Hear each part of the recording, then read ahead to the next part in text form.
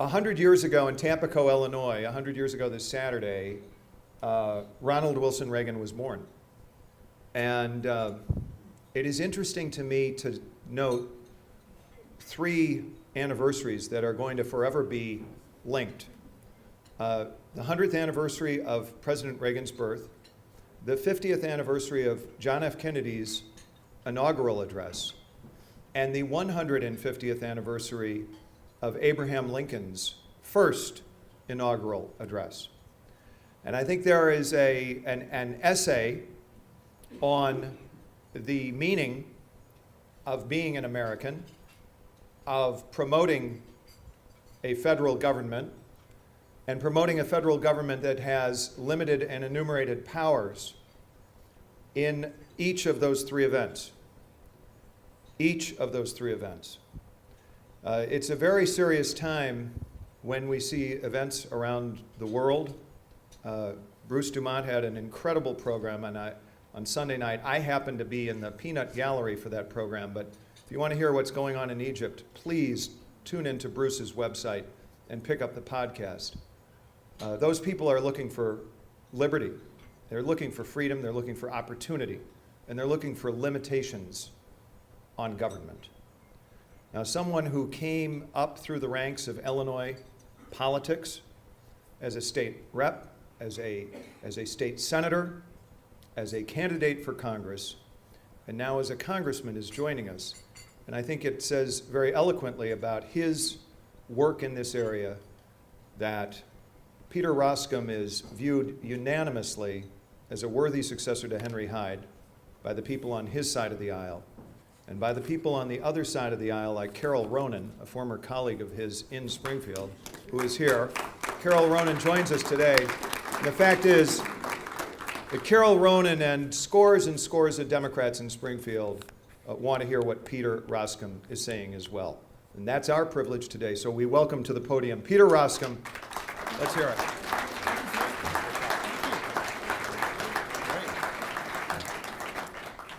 So I wonder what it would have been like if after President Obama's speech, his inaugural speech in January of 2009, if the following difficult conversation had happened. And I'm not here telling you that this would have been an easy conversation. I'm not telling you this would have been a pleasant conversation or even a conversation I would have looked forward to if I was involved in these events. But what would history have been like if the President of the United States had whistled in then Speaker of the House Nancy Pelosi and the Majority Leader Harry Reid and said this: I brought you supermajorities in both chambers based on a premise that I'm going to do things differently. Based on my commitment to the American public that we're going to go through the federal budget line by line and get rid of programs that don't work. And I am going to be a post-partisan figure. If you put a porked up bill on my desk, I'm going to veto it. Well, let me answer my own question, because I think the answer is the public would have rallied to President Obama. I think they would have loved that fight. But instead, a very different thing happened. That conversation, to the best of my knowledge, never happened, and I think a very different thing happened. I think instead of that sort of inter-party conflict being made manifest and the president coming out on top, I think the Democratic leadership in the House of Representatives began to move a very different agenda. And the agenda was, the subtext was, look, we love your show, you look great in a suit and you type with your thumbs, but we are going to put these bills on your desk. And when we put them on your desk, you're going to sign them. That was the subtext of the past 2 years. So during the stimulus debate, when everybody came around and there was really an open question about how do you take one of the most difficult and challenging economic situations that has come along for any president in literally decades, how do you take that and draw a national consensus around things and begin to move forward? Instead, what we saw was then a White House chief of staff that said, well, never lose the opportunity to take advantage of a crisis. And instead of focusing in the stimulus and infrastructure debate, infrastructure was just a sideshow. Infrastructure was just 4% of the ultimate stimulus. And you know the rest of the story. It became one cascading overreach after another. And I think part of the difficulty that the majority that got voted out of office on November 2nd, part of the thing that they ran into was the classic overpromise and underdeliver. Now, look, I know the president didn't run these ads, but there were ads during the presidential campaign that actually said Barack Obama is going to heal the earth and keep the seas from swelling. How do you manage that sort of expectation? Well, I think ultimately they didn't. I think ultimately districts like mine in the west and northwest suburbs had an attitude of, look, we're going to give that majority an opportunity, but they'd better produce. So fast forward, November comes around and a whole new group of people has been elected. And what I want to try and do is just walk through for you some of the contrasts that I anticipate, and particularly the irony of coming from Illinois within this mix of all these things that are happening. Because right now you have this sense that this new Republican majority in Washington is essentially digging out from a great deal of difficulties, almost winter weather digging out of a great deal of difficulties that have been created, particularly, and I would argue, made worse over the past couple of years. I sense that the conversation has changed in our country, and the country really is ready for a robust conversation about changing the idea that you can borrow and spend your way into prosperity, which it doesn't matter if you've got if you figured out whether you're a Keynesian or a supply sider or any of those other sort of theoretical things about an economy. What you have figured out is what has happened over the past 2 years in terms of creating a different dynamic hasn't worked. So the public, in my view, has said, we want to change this, and we want to talk about saving. And what we've characterized this as a cut and grow Congress, not unlike a gardener has to cut and grow. The trajectory, the nature of the conversation is different now. So what's happening is there are votes that are coming forth every week. Some of them are driven on a YouTube format called UCut. Some of them are driven by just members having suggestions. But every week, a commitment in the House of Representatives to try and bring costs down and bring them under control. There's also, I think, a good word about leading by example, in that Congress cut its own budget by 5%. Some people can slough it off as, well, that's a sideshow. What does that really mean, $35 million? I think it means a lot. I think it demonstrates that this is a Congress that's willing to get underneath the hood as it relates to these appropriations and try and find out where we can cut and how we can move forward. I think this is just an incredibly stark contrast to what we've seen Governor Quinn leading coming out of Springfield. I led a panel, I moderated a panel a couple of weeks ago with 3 governors. And I did sort of the pre-game, you go behind the scenes and get into the panel. I was sort of Chris Roebling for a day, if you think about it. And there I was, and I was I was introducing myself to these governors, and Governor of Texas, Governor of Mississippi, Governor of Virginia, and, oh, Congressman, where are you from? And they're pretty charming guys, and they're chatting me up. And I said, I'm from Illinois. Out loud laughter. Governor of Texas, as we're walking to the main room where the whole program is going on, he puts his hand on my shoulder and he says, Congressman, you know I'm coming to OHare Airport, and you know who I'm looking for. I gave a talk yesterday to a group of manufacturers in my district. The CEO, I sit down in sort of the pregame with him. He says, oh, Congressman, I got a real interesting piece of correspondence.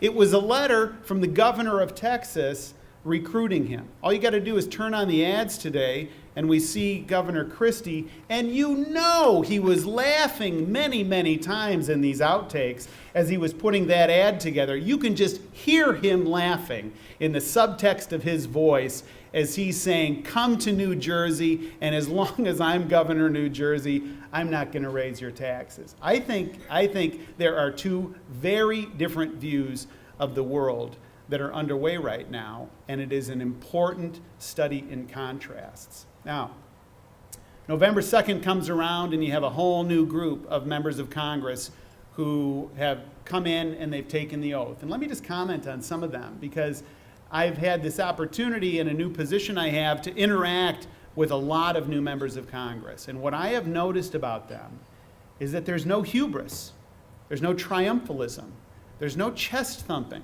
there's no talks of major paradigm shifts and the demise of one party or another. This is a sobered group of people that are serious.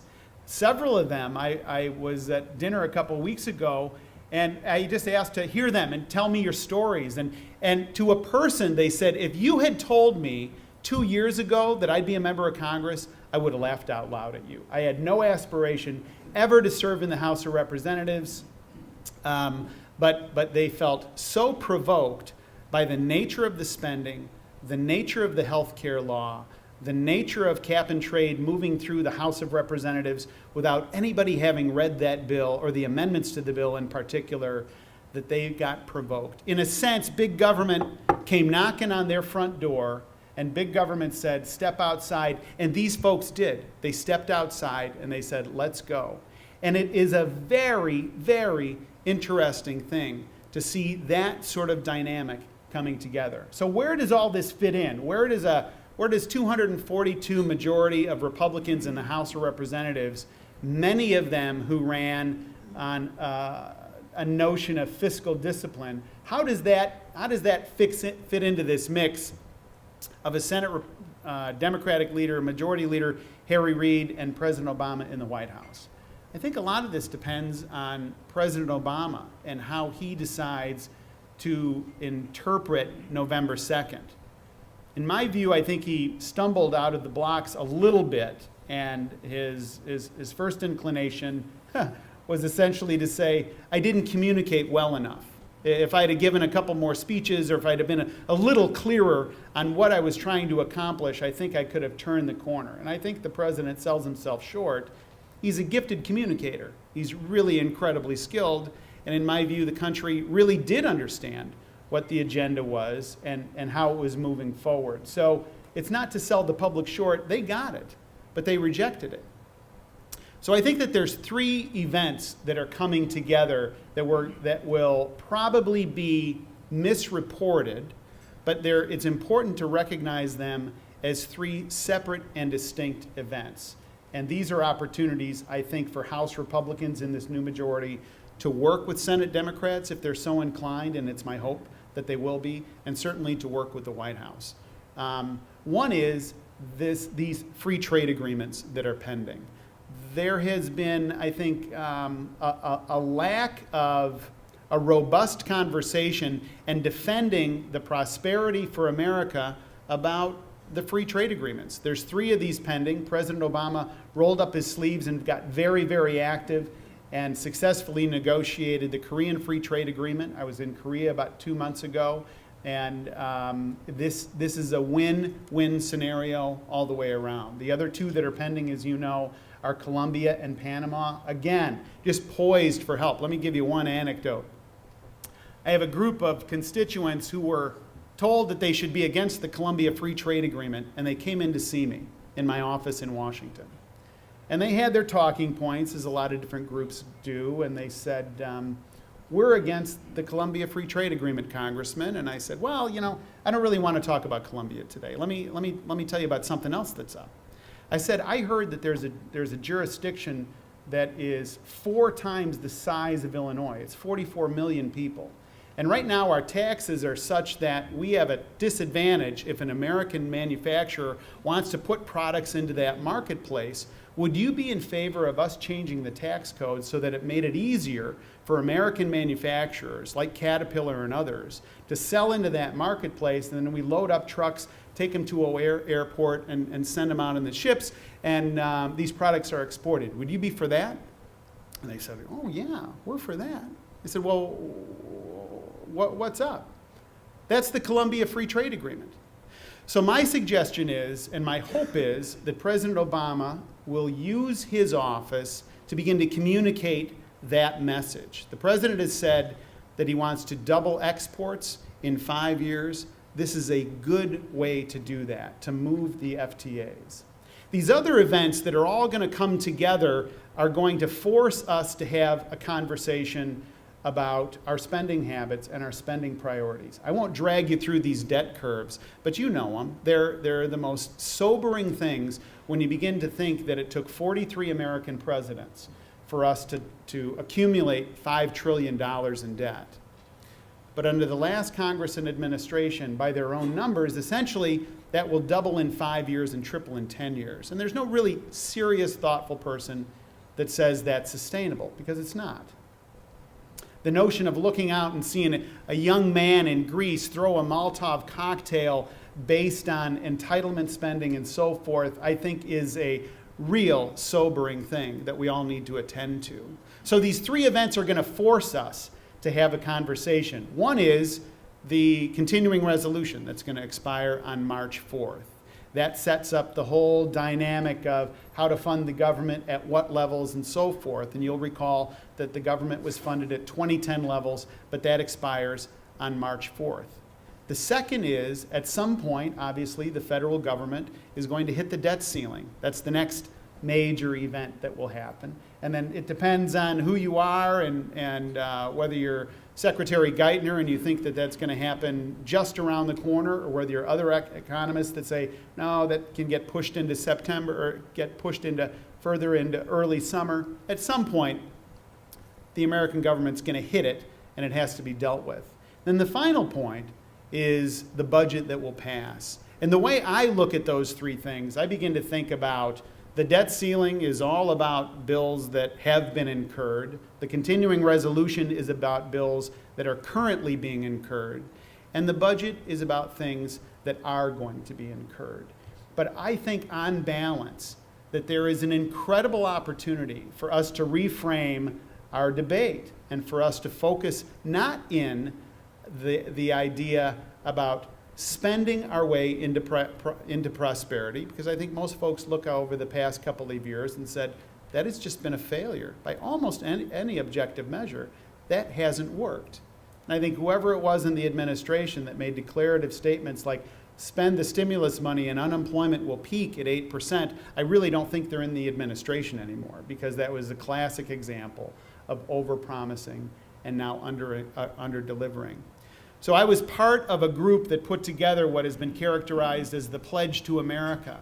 And this is a pledge that you can really almost check through, because it will be the agenda for the 112th Congress. And there's a whole host of things that we're trying to do to try and create a more business-friendly environment that recognizes that government has to be in a respectable relationship to GDP. And once you redline that, you create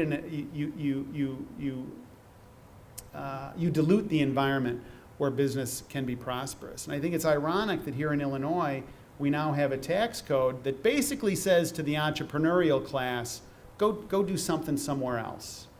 And I don't think it's going to create the revenues that the prognosticators said, because revenues have an impact, but tax rates have an impact on behavior. And we shouldn't fall into this trap of static modeling. So let me mention one other initiative that I think you may find of interest, and then with your permission, we'll open it up for questions. All of these dynamics of these town hall meetings that took place over the past year or so, there was a brightness to them. And let me describe what that could be. The brightness was sort of the recognition of the flatness, the way the House of Representatives in particular is to adhere to the public. Now, there never has been and never will be an appointed member of the United States House of Representatives. That's pursuant to the U.S. Constitution. Always has to be a special election. So the House of Representatives, is, without question, is the House that is closest to the public. No question about it. So during one of these town hall meetings, there was a member of Congress, Jeff Davis. I served with him on Ways and Means. He's in Kentucky, and a guy raises his hand. I'm paraphrasing, obviously, and he says, hey, Congressman, how is it that you got some bureaucrat that can promulgate a rule that has a huge impact on the economy and we can't do anything about it? And the real backlot story was, this was a guy, he's a manufacturer, I believe, in the Ohio River Valley, who was very upset at the idea of the administration, even though they couldn't get cap and trade passed through that Congress, which tells you how controversial it was communicating that they were going to do the same thing and get it done by rules through the EPA, and this was making this manufacturer crazy. He said, why is it possible? Jeff Davis thought, yeah, why is that possible? So he's introduced the Reins Act, regulations from the executive in need of scrutiny. Clever little name, but I think very effective. And the Reins Act basically shifts the dynamic. And it says, a promulgated rule, if it has more than $100 million impact on the economy, that rule on an up or down vote needs to come to the House to be, it has to come back to Congress for a seal of approval. Now here's what's going to happen if that happens. It's not talking about nickel and dime stuff. It's not talking about whether the Army uses red pencils or blue pencils or something ridiculous. It says $100 million impact. So it's got to carry a big economic weight. But to bring that back and to say that's going to be brought before the House to vote and to argue on, I think it does two things. Number one, it's going to keep House members with their heads in the game about the nature of the authority that they're delegating. But secondly, I think it's going to have a restraining influence on some bureaucrats that just say, hey, it's open field running, they can't get to me, let's promulgate the rule and let's go. So I just want to let you know, I think that there's a majority in the House of Representatives that's serious on the spending side, but has a temperamental attitude recognizing we've got an obligation to govern and to work with folks on other sides of the aisle that are like-minded and try to drive towards an environment where the U.S. is competitive once again, where people say, you know what, capital needs to form here, not be pushed offshore. And Chicago, I think, and Chicagoland will be the big beneficiary of that. So, in the words of many of my friends, I yield back the balance of my time, and I will take any questions that you have. Let's hear it for Peter. Please send your questions down. I got star-studded audience, as you heard. John Tillman is out there. He's writing a question as I speak. Dan Proft. Dr. Tariq Butt asks, what can we do to help the nation embrace preventive care? Doc, where are you? There you are. I think there's spending crisis and spending pressures, ironically, while they're miserable as you go through them, they create opportunities. And the opportunity here from a healthcare discussion point of view is to say, how do we do more with less? And to the extent that preventive medicine is a value add, and it clearly is, that's where those things need to be put into the mix. So the House voted a couple weeks ago to repeal the healthcare law. But the lead that sort of got buried was the very next day the House passed a resolution instructing 4 committees of jurisdiction to come back to the House with 2 primary goals. One is dealing with healthcare costs, and the other is dealing with pre-existing conditions. There were several other goals, but when you really distill it down, to deal with those things. And the irony is, I think most Americans are at the point where that is a focal point, those 2 components, cost and pre-existing conditions, that's the priority as it relates to healthcare. So to the extent that preventative medicine gets included in this as a cost driver and a cost saver, that's where the action is. Kent Griffiths of Wolf Point Strategies asks, please define the congressional role in increasing world oil capacity. I think Congress has a lot to say about world oil capacity. It's got a lot to say, particularly in these events that we're seeing unraveling in Egypt and all the turmoil, possibly in the Gulf states.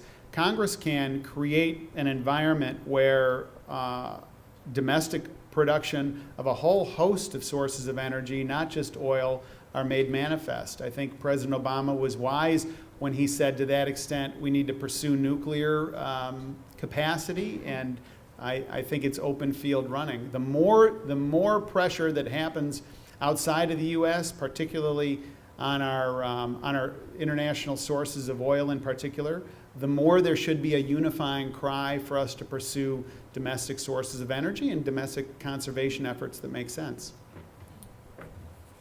Peter Scozzi from the Metropolitan Planning Council asks, Congressman, please comment on the T4 bill. I couldn't tell you what the T4 bill is, so give me a little more detail. Surface transportation.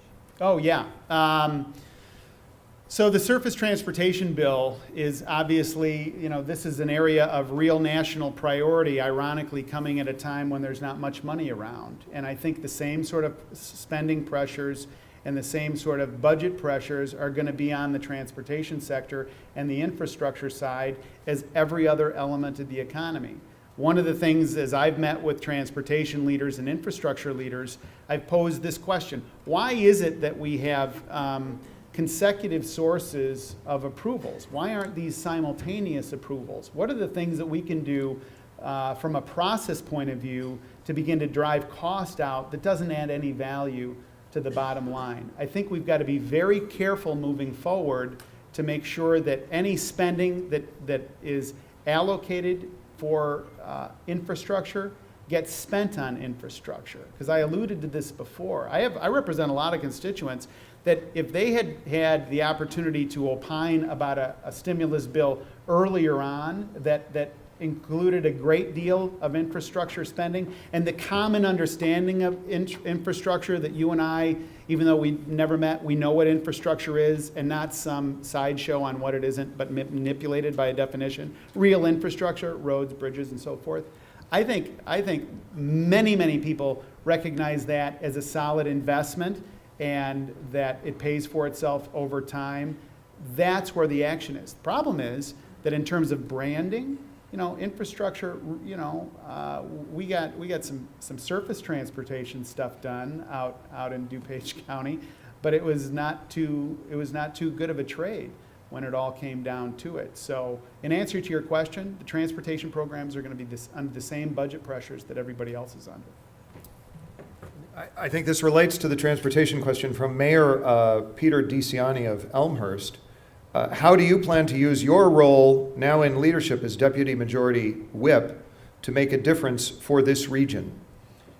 One of the things that our region has going for it from a transportation point of view is there's a built-in constituency of members of Congress that fly through OHare Airport. And their attitude is, when I hit OHare, I'm halfway there. And they're going home or coming to. And so to the extent, and Pete, you and I have had conversations particularly about OHare, which I represent.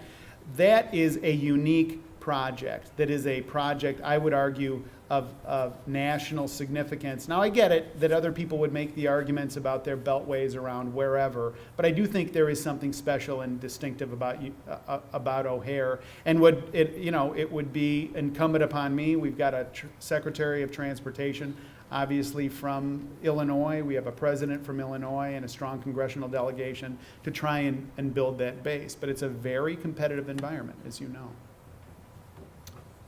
Thank you. Mark Weiermuller, a small business owner, asks, Congressman, how about the Tea Party and its call for less government and less taxes? What do you see as its role as Congress progresses this year? I think the Tea Party is very, very influential. Let me just give you a story and an example. I was speaking at an event in Columbus, Ohio, and this is before the campaign. I was out, or during the campaign, I was out campaigning for a candidate. And at the end of the event, I'm talking to this suburban Jewish woman from Columbus, Ohio. It was a pro-Israel event, and I'm talking to this lady, and she's completely caught up and excited about the Tea Party. She's going to Washington, D.C. to be involved in the Tea Party. Now, this is not the profile that you would see, the characterization. What's unique about the Tea Party, at least the elements that I've come in contact with, is it's largely driven by the conversation of spending and the role of government. I think I represent a lot of common sense people, and they had this sort of jarred feeling when the President of the United States was making a decision about who's going to be the CEO of GM. It just was unsettling for them. When the federal government was taking high ownership positions in American private corporations, it was unsettling for them. So I've interacted with, as I mentioned, interacted with a lot of new members of Congress who have come to Washington to do something and not to be somebody. They've come to try and get the spending piece under control, and that's what I think is primarily animating them. Congressman Sharon Alter, a City Club member and professor emeritus from Harper College, also had a question about the Tea Party, which we just dealt with. But she then asks, will you support or oppose raising the debt ceiling and why? I think we're going to try and be thoughtful in how we approach the debt ceiling vote. And I think we're going to be putting things on the president's desk or certainly over into the Senate that is going to pose this question. Is the Senate Democratic leader and is the president so committed to high spending that they're unwilling to deal with the debt ceiling in a very thoughtful manner? So we're coming in with a good attitude. We recognize how serious it is, but we also recognize the nature of spending and this explosion of entitlements at the back end that creates a system that's not sustainable. Amy Sue Mertens asks, how do you feel about Startup America, which she describes as President Obama's plan to encourage entrepreneurship in the United States? What do you think its implications are for the state of Illinois? I don't know much about Startup America off the top of my head. I have noticed that America is pretty much able to start up on its own and does a very, very good job without a lot of help from the federal government. So I come with an attitude that has a little bit of a suspicion about things that claim to be entrepreneurial and have people checking off boxes and filling out forms. Maybe a related topic, John Tillman from the Illinois Policy Institute. Liberty-based principles and policies he thinks are the best way to help the poor and disadvantaged through empowerment. Why isn't the GOP more effectively making this case to the general public?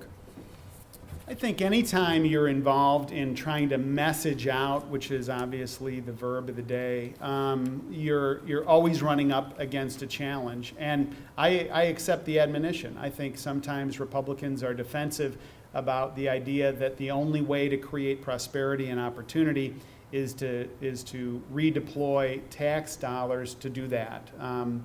If it weren't for the private sector and private sector initiatives and charitable efforts, we would be in a very, very different situation. So I accept your point. We've got some questions that are a little on the long side, so I'm going to, Preston Noel asks your position on the repeal of Don't Ask, Don't Tell. I was not in favor of the change, obviously. I just didn't feel like it was a good move. I don't think it's necessarily bracing and helpful for the nation to be involved in that. I accepted at face value that it's the new law, and I think there's probably not much of an appetite based on the current thinking on focusing in on economic issues to deal with that right now. Vince Buffalino, in light of the president's remarks, do you expect any real progress on medical malpractice reform? No.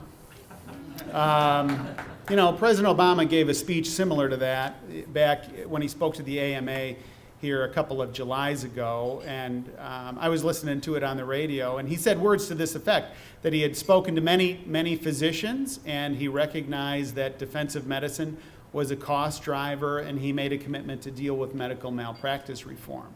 The irony is that the healthcare law that says it's going to move forward on some of these pilot projects exclude the very states that have caps on non-economic damages to participating. So to the extent that you're asking a caps on non-economic damages question, I don't think it's going to happen. My supposition is the president would veto that bill, and further that Harry Reid would never call that bill for a vote. There's 23 Democratic senators who are up for election in 2012, and what that means is there's going to be a great deal of pressure on them to move things or to go to the leader to have him put some things on the House floor. And I think that if you put a med mal caps bill out on the floor in this environment in the Senate, it would probably pass.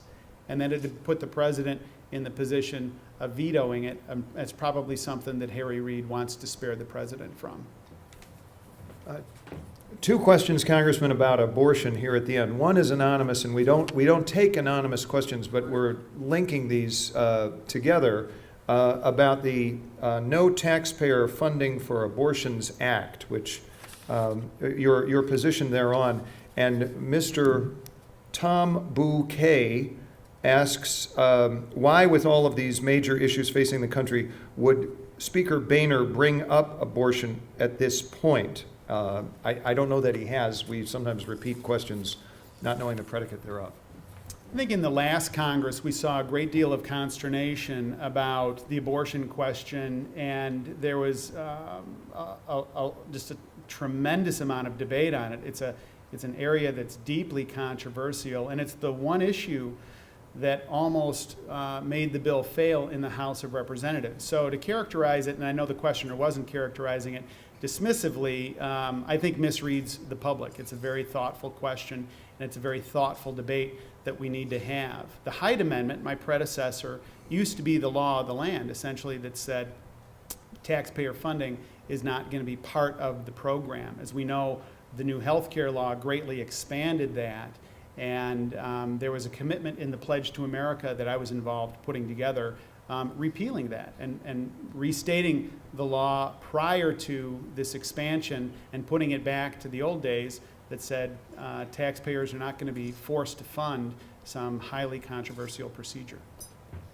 Ladies and gentlemen, those are the questions. Give yourselves a round of applause.